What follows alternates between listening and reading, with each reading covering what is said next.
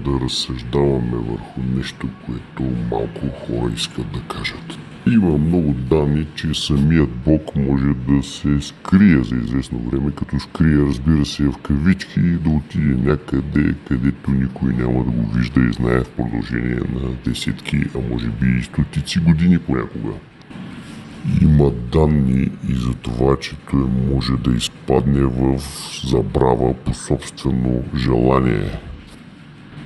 Има данни и за това, че го е правил и то не веднъж. Да приемем, че до тук това е истина. Който вярва или не, това си е негова работа. Приемайки тази истина, отиваме към момента, в който самия Бог отива към своето собствено възстановяване.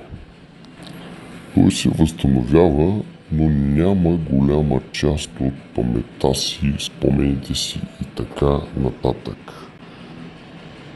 Твърди се, че той може да ги възстанови по някакъв начин, защото всички тези негови спомени и тази памет, която е имал, се намират някъде. И само единствено той, самодостатъчен на себе си, може да си ги възстанови, ако иска. Искам тук да разгледам въпроса къде е това някъде, където се намират тези негови спомени. Мое мнение е, че това някъде е така наречения Акаш.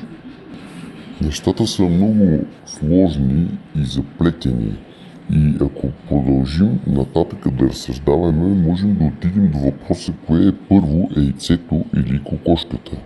Асиреч, Бог или Акаша. Винаги се е приемало, че Бог е първият, което абсолютно не е оспорвам по никакъв начин и най-вероятно е така. И дори вярвам в това. Тогава въпросът е самия Бог ли създава Акаша? Вероятно да.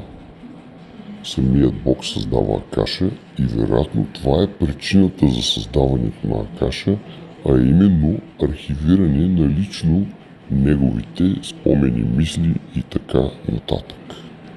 Тяхното запазване въпреки собственото му в кавички преустановяване от реалния свят, да го наречем.